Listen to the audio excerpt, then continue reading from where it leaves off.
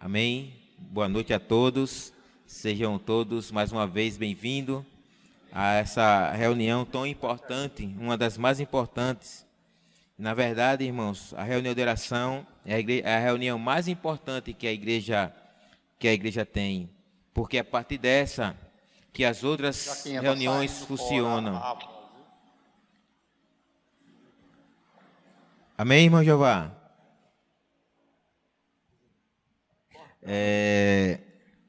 Peço aos irmãos que, assim, só tomem um pouco de cuidado, né?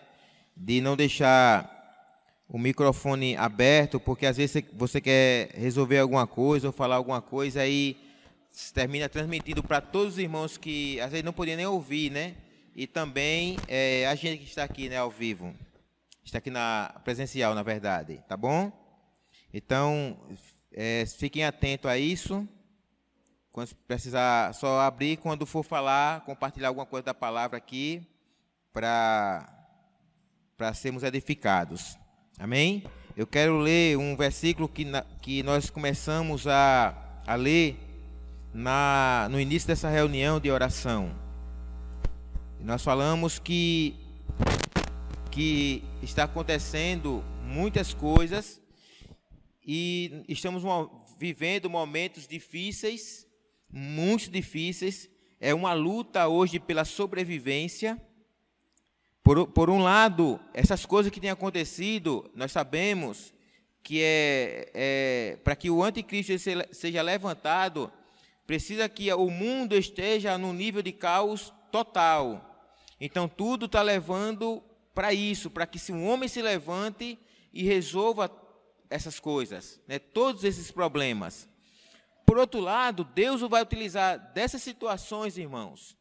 Deus vai utilizar dessas situações para formar o filho varão. Nós falamos que dentro da economia de Deus, nós temos um versículo que nos faz compreender melhor, que é 2 Pedro, capítulo 3, versículo 8, né, que diz, se eu não estiver enganado, o irmão Pedro, ele falou no domingo, esse versículo, que Deus, ele terminou a sua obra, né, no sexto dia, e no sexto dia, que foi o dia mais importante, foi o dia que ele criou o homem que estaria pronto para governar, né? E esse versículo diz que um dia é como 1000 anos, e 1000 anos ele é como um dia para o Senhor. E isso, apesar de estar falando que é do tempo Kairos, mas que é o tempo de Deus, é a eternidade, é onde o tempo não passa. Ele foi escrito para deixar uma revelação para nós acerca de dos 6 dias da criação.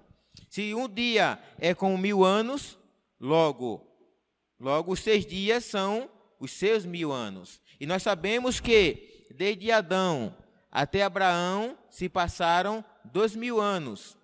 De Abraão até Cristo passaram mais 2000 anos. Então aí nós já temos 4000 anos. De Cristo até nossos tempos agora, nós temos mais 2000 anos. Ou seja, estamos no 6º dia.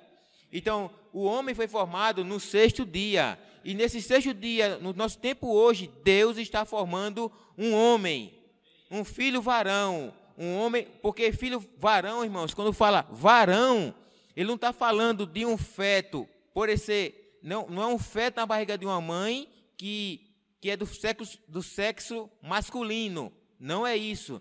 Quando a Bíblia fala varão, ele está dizendo que é um homem maduro. Então, o Senhor disse que Adão era um varão, não é assim ou não? Gênesis,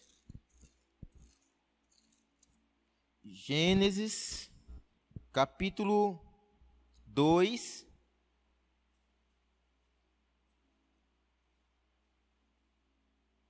versículo 23.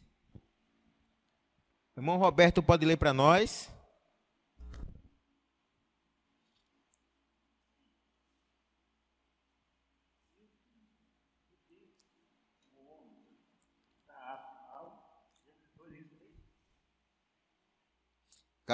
Gênesis capítulo 2, versículo 23.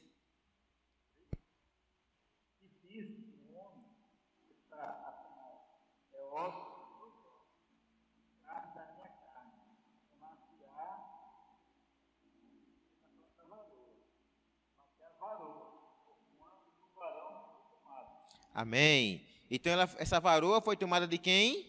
De um varão. Então, o Adão não era um menino.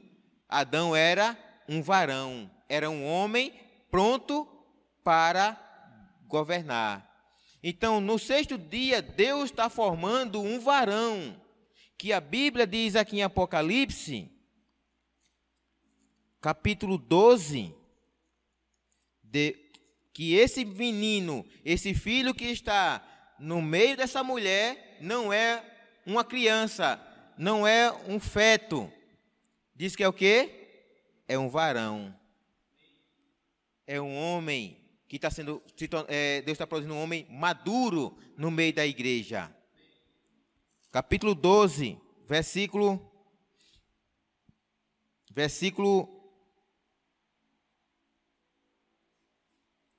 5. Irmão Jeová. Apocalipse, capítulo 12, versículo 5. Amém. Senhor Jesus. Amém. Nasceu-lhe, pois, um filho varão, que há de reger todas as nações com cetro de ferro. E o seu filho foi arrebatado para Deus até o seu trono. Então, nós vemos que porque essa criança, esse homem, ele ia reger as nações. Quando nasceu, não nasceu uma criança, nasceu um varão, alguém pronto. Então, na igreja hoje, nós sabemos que essa mulher, ela representa a igreja, e nós sabemos também pela revelação que nós temos recebido hoje, que esse filho varão é esse que há de pisar a cabeça da serpente. Não é a igreja, não é a mulher, irmãos. Agora eu pergunto, por que não será a mulher, mas sim o filho varão? Porque é esses que vivem uma vida consagrada. É esses que estão na mão do Senhor. É esses que são obedientes ao Senhor. É aqueles que o Senhor fala e eles obedecem. Eles creem e obedecem. Mas a mulher não. A mulher, ela é aquela que está na igreja. Ela é a igreja. Ela é separada. No entanto, ela vive uma vida confortável. Não é uma ameaça para o império das trevas. Eu pergunto, você tem sido uma ameaça para o império das trevas? Satanás se sente ameaçado com você? Você está incomodando o império das trevas? Ou está acomodado? Se eu e você estivermos acomodados, não somos nenhuma ameaça para eles.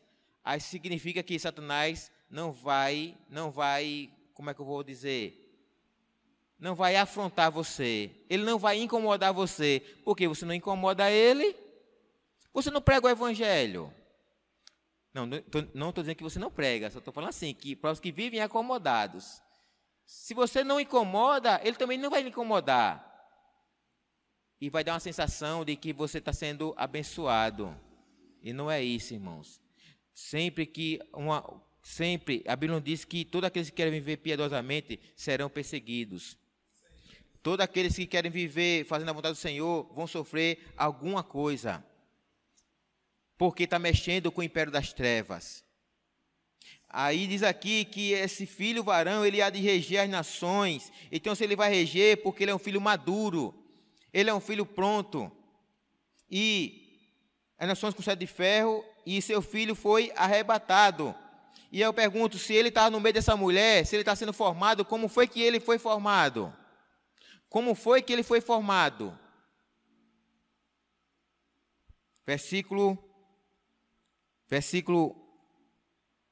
1 e o 2. Irmã Cida. Apocalipse 12, versículo 1 e o versículo 2. Viu-se grande sinal no céu, a saber, uma mulher vestida do sol com a lua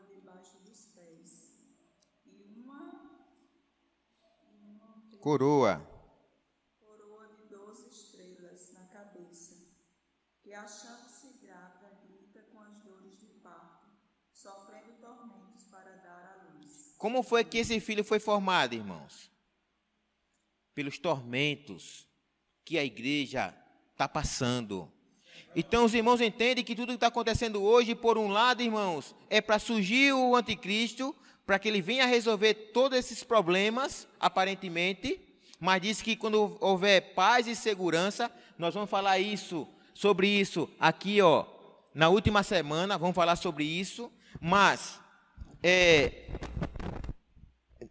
por outro lado, Deus utiliza dessas situações para formar aqueles que hão de reger as nações com cetro de ferro. Então, por isso que a Bíblia fala sobre perseverança. Aquele que perseverar até o fim, este será salvo. Observe que ele não fala do grupo, ele fala individual, com você. Você tem que perseverar. Se você perseverar, você será salvo. E você vai entender que esse salvo aqui não é uma salvação da eternidade, para a eternidade. Não é uma salvação pela graça, é uma salvação. Aí você vai entender por quê. Porque após Mateus capítulo 14, capítulo 24. É a salvação da alma, né, irmão Zetinho? Oi. É a salvação da nossa alma, né? Amém. Isso. Mateus capítulo 24. Essa salvação aqui é salvo de quê? Cadê aqui? Aquele que perseverar até o fim, esse será salvo. Aí no versículo seguinte, cadê? Capítulo 24. Capítulo 24, versículo o 12 diz, né, que e por se multiplicar a iniquidade, o amor de quase todos esfriará de quase todos. Aquele, porém, que perseverar até o fim, esse será salvo. Quem é aqui esse que vai esfriar, irmãos? É na maioria. A igreja, a mulher. Na mulher, irmão, tenho certeza, vai esfriar o amor. Agora, no filho varão, não. No filho varão, ele vai perseverar até o fim. Então, nosso desafio hoje, irmãos, não é apenas, estou reunindo, domingo estou indo para a igreja, mas viver uma vida relaxada, sem compromisso. A função da igreja não é essa. A função da igreja é cooperar com o Senhor para trazer o seu reino para a terra. Devolver essa terra de volta para o seu Senhor, para o nosso Senhor. E aqui diz assim: aquele, porém, que perseverar até o fim, esse será salvo. E será pregado este evangelho. Eu pergunto, vai ser pregado pela mulher? A mulher está fria. Como é que ela vai pregar o evangelho? Como é que ela vai para as ruas? Ela ama mais ela e as coisas dela. Ela não ama as coisas do Senhor, ela está fria. Mas o filho varão, sim. O filho varão, ele não ama a vida dele. O filho varão, ele ama o Senhor e as coisas do Senhor. Não ama a sua própria vida. Aí, diz que ele perseverar até e será pregado este evangelho do reino por todo o mundo. A igreja vai sair, irmãos. É por todo mundo. Você acha que essa mulher fria vai sair? Ela não vai sair. Mas quem vai sair? O filho varão. Aquele que está aquecido. Amém. Amém. Então, irmãos, e será pregado este evangelho do reino por todo o mundo, para testemunho a todas as nações. Então virá o fim. Então, esse que perseverar até o fim, esse será salvo. E salvo de quê? Aqui nós vemos que, após esse versículo, diz: quando, pois, vides o abominável da desolação. Aí, irmãos, esse versículo já está falando sobre o período da grande tribulação. Aí vocês entendem de que Deus quer lhes salvar? Está vendo porque nós temos que nos comprometer? Nosso maior desafio hoje, irmãos, não é estar na igreja, porque nós já fazemos parte dessa igreja. Nós fomos comprados pelo sangue do Senhor. Comprados por um preço de sangue. Amém.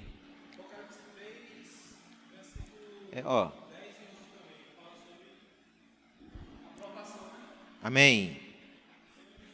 O Michel vai ler aqui um versículo, irmão, para nós. Amém. Senhor Jesus, Apocalipse 3, versículo 10 e 11 diz assim: porque guardaste a palavra da minha perseverança, também eu te guardarei da hora da provação que há de vir sobre o mundo inteiro, para experimentar os que habitam sobre a terra.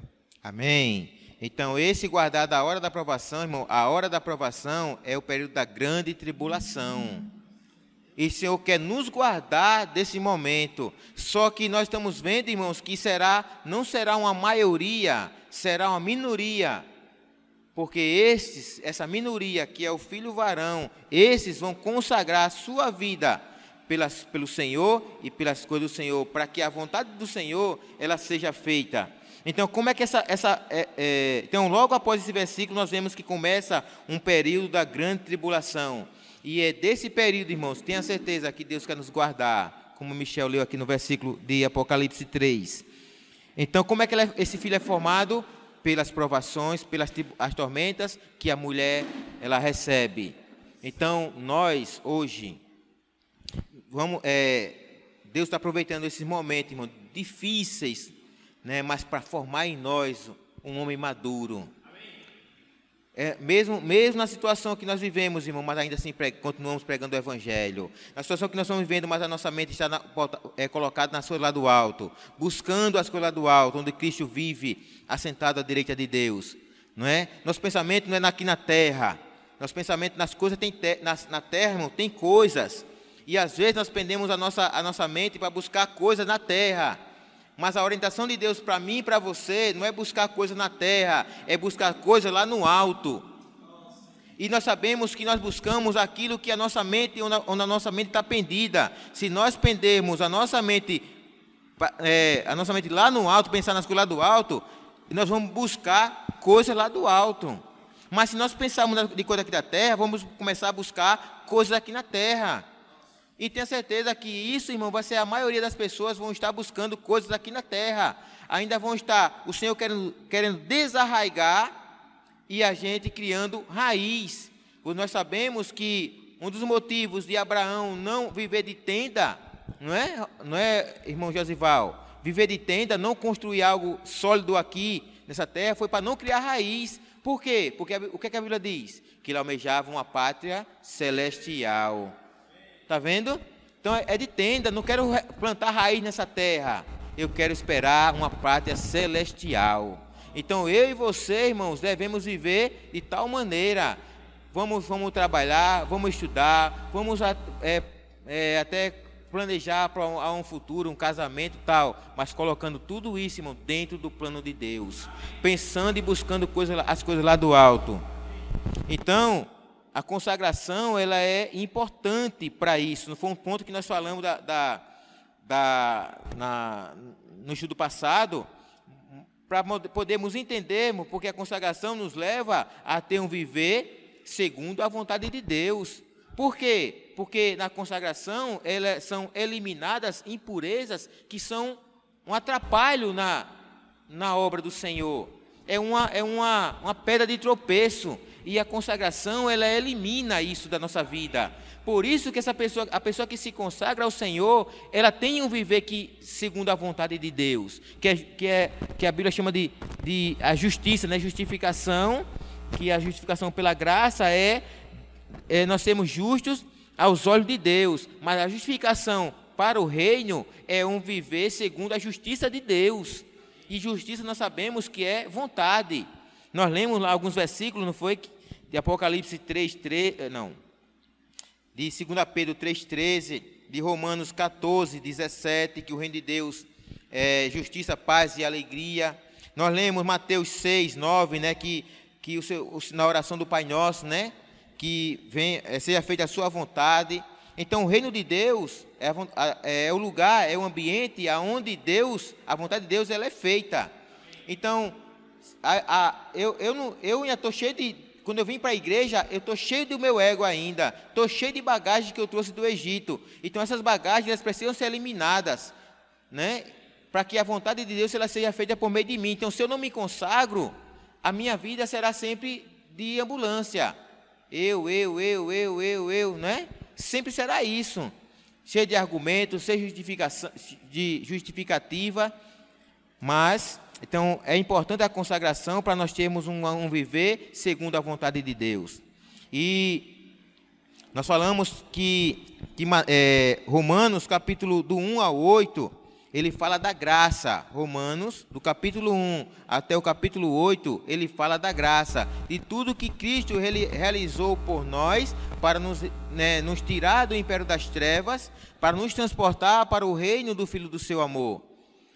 Tudo que ele realizou por nós, toda a obra redentora, o que ele se tornou a nossa justiça, ele derramou o seu sangue, ele pagou um preço por nós, tudo o que ele fez, do capítulo 1 até o capítulo 8. Versículo, a partir do 9 ao 11, Paulo abre um parêntese ali, uma brecha para falar aos seus patrícios. Mas do capítulo 12, ele fala agora do viver que esses que foram alcançados pela graça deveriam viver. O capítulo 12, ele começa até o capítulo 16, é o viver daqueles que foram resgatados, como eles deveriam viver. E o interessante, irmão, que o primeiro ponto ele deve se consagrar. Ter um viver consagrado. Como é que ele fala? Rogo, pois, irmãos, pelas misericórdias de Deus, que apresentei o vosso corpo por sacrifício vivo, santo e agradável a Deus, que é o vosso culto racional. Isso é o quê? Isso é consagração. Nós falamos que Gênesis é o início, a criação, quando Deus cria o homem, mas fala também de como esse homem caiu, e no final desse livro de Gênesis nós temos um homem morto, no caixão no Egito. Essa era a situação do homem que Deus tinha criado para o seu plano, essa era a situação dele. Um homem que nasceu para receber a vida, mas agora, por causa do engano de Satanás, estava morto, num caixão no Egito, sem esperança e sem Deus. Mas nós vemos no livro de Êxodo a reação de Deus. Deus vindo até o homem para resgatar esse homem das garras do inimigo, das garras de Faraó, e para transportar ele para uma nova terra. Então esse é o livro de Êxodo, para fazer desse povo um povo exclusivamente seu, onde Deus, no meio desse povo, pudesse se expressar e que esse povo fosse o seu reino na terra.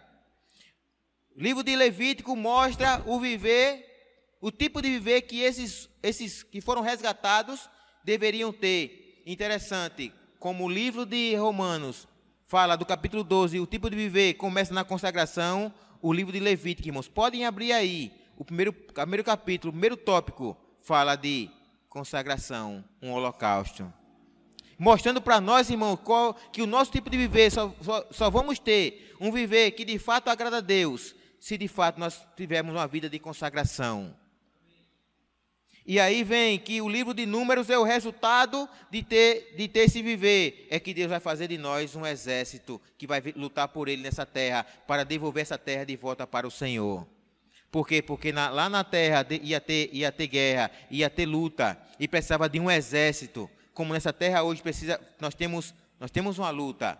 Não temos ou não? Então, numa luta, Deus quer formar de nós para essa luta o quê? Um exército. Mas não é um exército, mas o exército de Sião. Aqueles que estão lá no alto, aqueles que são comprometidos, que são e absolutos com aquilo que o seu Senhor deseja fazer. Qual é o desejo do Senhor? Tomar essa terra de volta para Ele. Você faz parte desse exército? Vou perguntar de novo, não é só para eles não, é para vocês também. Eu pergunto aqui, você faz parte desse exército? Então você precisa ser absoluto por aquilo que Ele deseja fazer. Amém, glória a Deus. Amém. Então, irmãos, e o capítulo 16 fala da maneira que e o proceder que esses foram resgatados devem viver. E nós temos recebido uma palavra atual, que o Senhor quer edificar a sua igreja. E o irmão abriu nessa conferência aqui, do capítulo, na conferência passada, falando sobre, e será pregado este evangelho do reino. Ele falou do capítulo 1 de Mateus até o capítulo 15, mostrando, até aí, irmãos, o Senhor, mostrando que o Senhor nasceu para trazer o reino de Deus, né, tomar essa terra de volta, né, restaurar essa terra de volta para o seu Pai, e estabelecer esse reino, o reino do Pai nessa terra, e ele ser o rei nesse reino. E esse foi o que ele veio fazer. E também nesse capítulo, do capítulo 1 até o capítulo 15, ele viveu para suprir veio para suprir a necessidade do homem.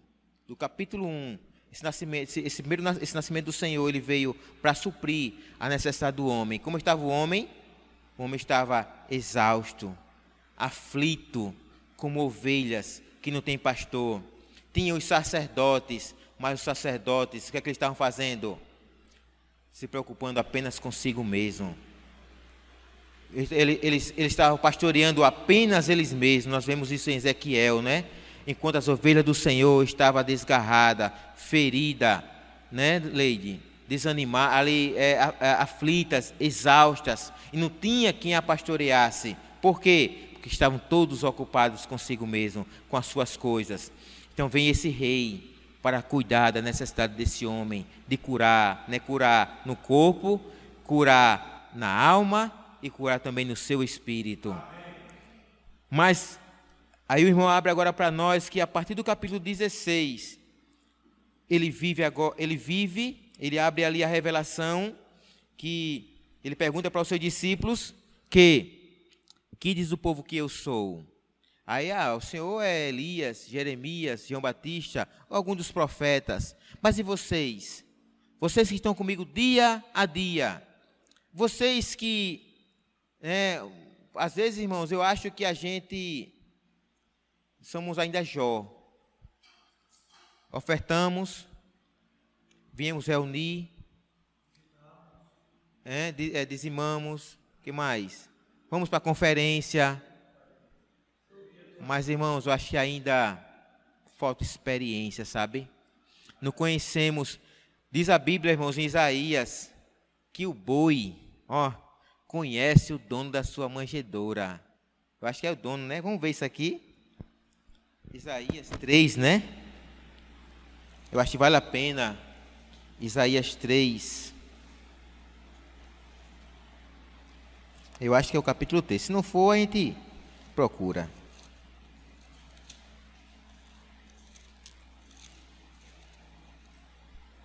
Não, é o capítulo 1, perdão, viu, irmãos? É o capítulo 1, versículo 3. O versículo que é o 3.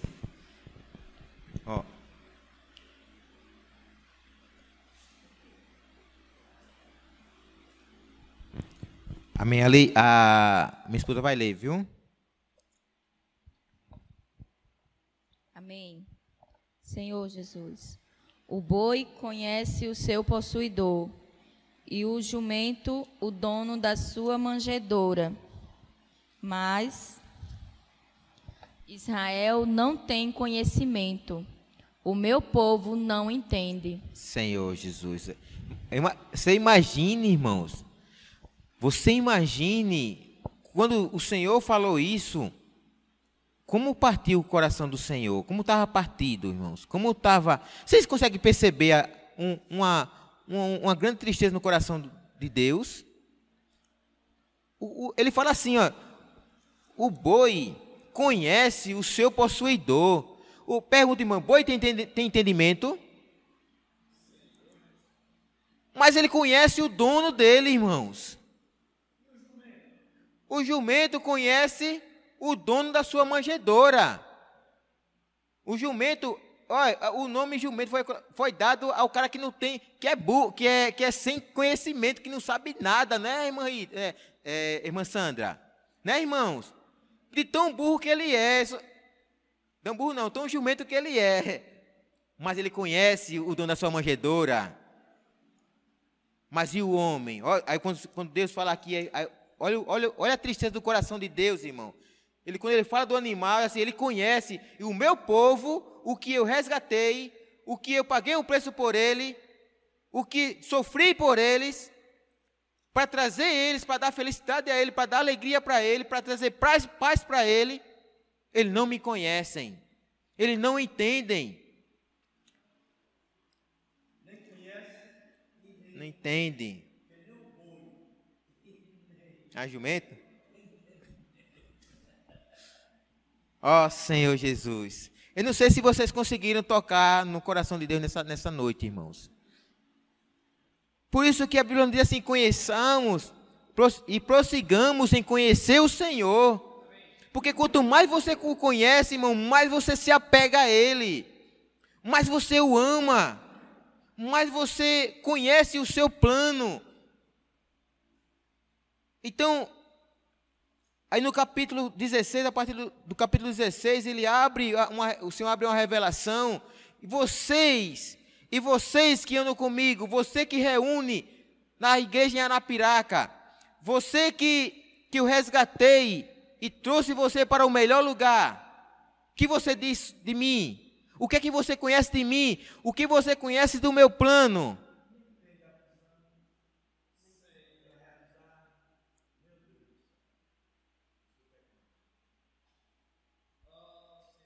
E Deus ainda quer poupar você.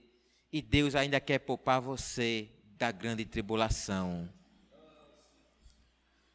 Você não, irmão, nós. Eu também estou incluído nessa. Ó Senhor Jesus. Então, irmãos, ele abre. O que dizeis? Vocês, o que é que dizem? Se fosse perguntar para nós, irmão, agora, o que essa pessoa ela é para você? Você tem coragem de deixar tudo por causa dela? Você teria, irmão, se ele de fato fosse tudo para você. Aí as coisas seriam nada. O apóstolo Paulo disse que deixei tudo por causa dele, por amor a ele. Você viu que as outras coisas perderam o brilho, perdeu o sentido, perdeu tudo para Paulo, perdeu. Ele não tinha mais amor, as coisas não tinham mais brilho para ele. O que ele olhava, o que estava diante dele, sabe o que era? Cristo. Quando ele olhava para dentro dele, ele só via Cristo.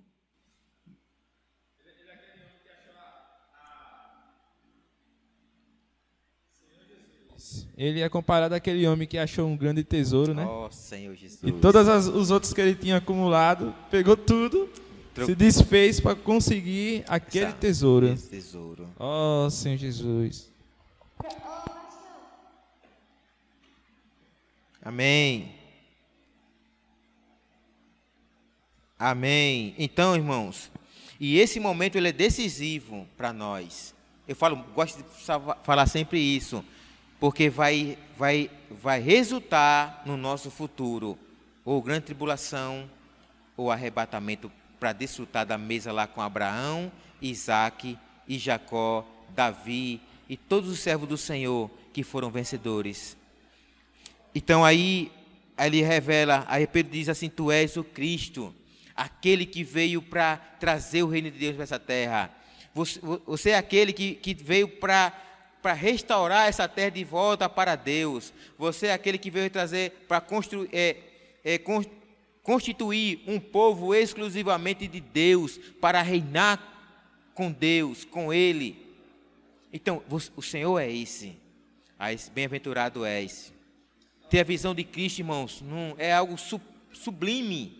Ter a visão de Cristo, ter a visão de Jesus, de salvar, né? O homem que veio salvar um povo, amém. Mas ter o Cristo, o ungido de Deus, restaurar o reino de Deus nessa terra, a autoridade de Deus, vai muito mais além. Porque ter Jesus como Salvador é muito bom. Ele me salva, eu estou doente, Ele me cura, eu tô aflito, Ele vem e me consola. Meu casamento está, Ele vem lá e restaura. É muito bom, mas quando Ele diz assim, tome a sua cruz, negue a si mesmo, aí já é Senhor. Aí como Senhor é um pouco mais difícil, porque precisa da minha obediência. E sabe o que é que eu sou? eu sou rebelde, eu tenho uma natureza rebelde dentro de mim. Aí vem o problema, quando ele é para ser Senhor, quando é para ser Salvador, ele supra a minha necessidade. Quando ele é Senhor, é para me suprir a necessidade dele. E agora é o problema. Imaginem a gente, irmãos, quando os irmãos sabem, acabamos de construir uma casa, todo um sonho, né, Leide? Os irmãos sabem da nossa história. A gente, 2 anos se planejando, né? Tinha uma moto até equipada, vendi a moto, comprei uma casa, derrubei a casa quase toda para reformar, não foi? E aí nós fomos reformando, quando terminou a casa, compramos os móveis, né? Nos casamos, e depois que nos casamos, apesar de 3 meses depois, né? Uma vida meio atribulada, mas a casa nova, casamento novo, aí o Senhor nos ganhou, com 1 ano e meio de ainda desfrutando da casa nova, aí o Senhor disse, vai para outra cidade. Tem que deixar a casa nova. Jadinho, com 9 meses, aí a lei não quis ainda, no princípio não quis obedecer, mas eu permaneci, né, fui firme ao Senhor, como era um propósito, eu e ela, ao Senhor trouxe ela, e fomos para Coruripe, e lá nós tivemos muita dificuldade, mas o Senhor, pela misericórdia dele, estabeleceu a igreja em Coruripe. Está aqui os irmãos aqui da igreja em Coruripe, graças ao Senhor.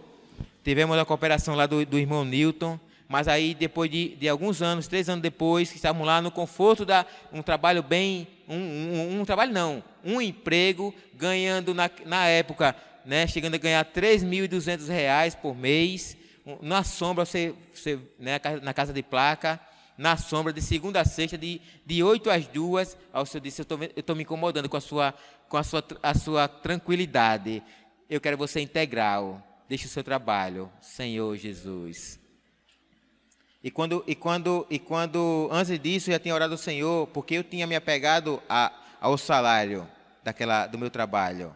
E orei ao Senhor, me tira o apego que eu tenho a esse salário, porque eu sei da minha missão e da comissão que você tem confiado para mim, que não é para ficar em nenhuma cidade.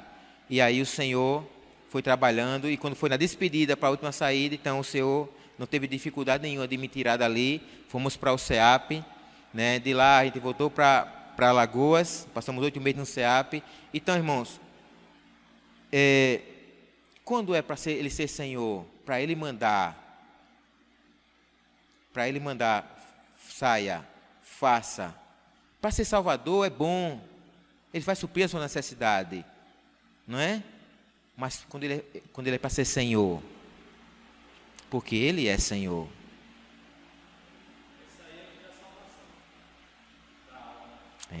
Por isso, irmãos, a consagração ela é importante. A consagração ela nos leva a ser obediente, ela nos torna humildes, e os humildes eles são obedientes. Eles nem questionam, eles não argumentam, eles simplesmente, como Maria não foi, nós vimos aqui domingo, faça-se em mim segundo a sua palavra. E bem-aventurado é a que creu, porque nela serão cumpridas todas as palavras que foram ditas da parte do Senhor. E eu vou parar por aqui, e nós continuamos a partir desse capítulo 16, né, para a gente estender mais um pouquinho, falando de um viver que segundo a vontade de Deus. Jesus é o Senhor. Já não sou eu, mas hoje é Cristo que vive em meu ser, porque Jesus é o que preciso, enchendo o meu viver. Já não sou eu, mas